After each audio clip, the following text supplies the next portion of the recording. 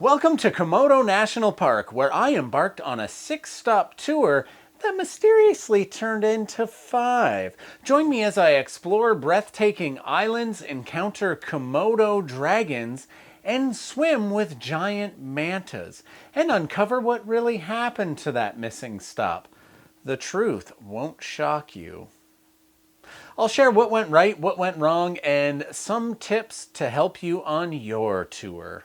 Intro. Our first stop was Padar Island, and this was definitely a nice surprise for me. It was quite beautiful. So we get off the boat and we're given a briefing on what not to do on the island, like don't smoke or don't have a heart attack. But seriously, this is what they said to you. If you're not physically fit, then you shouldn't be doing this. And that's because you hike up to this amazing viewpoint, and it's just an easy 851 stairs to the top. And they're not evenly spaced and sometimes completely missing. However, there are a few stops along the way where you can clench your chest and try to get feeling back in your left arm. But when you eventually do make it to the top of this 851 stairs, you are rewarded with some absolutely beautiful views. You can take some cool Instagram shots up there, shots for your blog, whatever it may be. But it is absolutely amazing and it's beautiful. Worth the steps up there. The worst part about this one, I would have to say, is knowing that you have to take those 851 stairs back down in the blazing heat. Next spot we hit was Pink Beach, and this is famous for its rosy hued sands and clear blue water. This place was pretty amazing for about 20 minutes. So we get off the boat, we check out the pink sands. Fun fact about Pink Beach, it gets its unique pink hue from a combination of natural elements like microscopic organisms, tiny marine organisms called foraminifera, I believe. And they have a red or pink shell which breaks down and then mixes in with the white sand. It's also caused by coral fragments, so there's red and pink coral that's primarily from the reef building species, and it also breaks down and washes up on shore and then mixes with the white sand, and well, white and red make pink, and that's what gives you that really cool color. And it was cool to see the beach, but we didn't need to be there for an hour. They didn't give us any snorkeling gear to snorkel at this beach. They said the other 3 places were better. So I looked at Pink Beach and sat under these huts that were the only shade provided there. They were basically stores that the locals owned and would sell stuff to stay under the shaded area because it's the only shade on that island. And I tell you, when they saw me coming up, they were probably like, oh, this ginger is going to be spending money for shade. Stop 3 was Komodo Island. This was the only stop that I cared about. For me, I could have done away with everything else and just did this part. So we pull up to Komodo Island, and I honestly can't help but to think of Jurassic Park. And I mean, yeah, we are going to see dinosaurs and all. So here we're also given a quick briefing, don't swim in the water because the dragons swim there. Don't get too close to the dragons because they get a little bitey.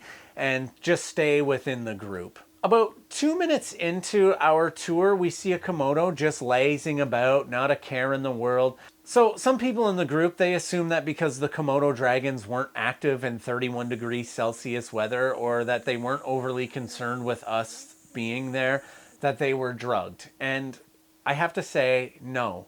Komodo dragons in Komodo National Park are not drugged. Their lethargic behavior is natural and related to their biology and their environment.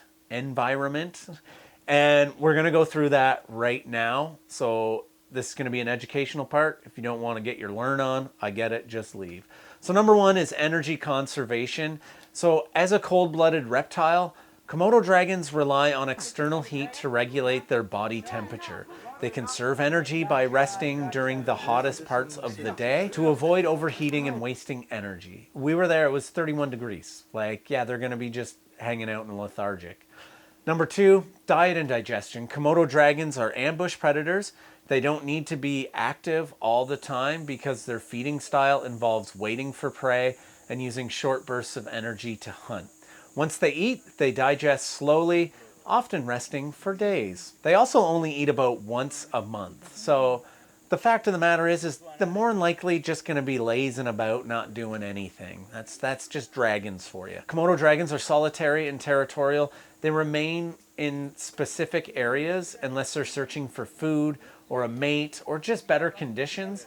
The ones in tourist areas like we were in are used to human presence and aren't overly afraid of us. And they're dragons. They would eat us. Why would they be scared of us? So after this, we walked around looking at other Komodos, and while they weren't active, it was still really cool to see them. It was also a good reminder of why I dislike group tours sometimes. I will go on a tour again there, but I will do it completely different, and I'll do a private tour.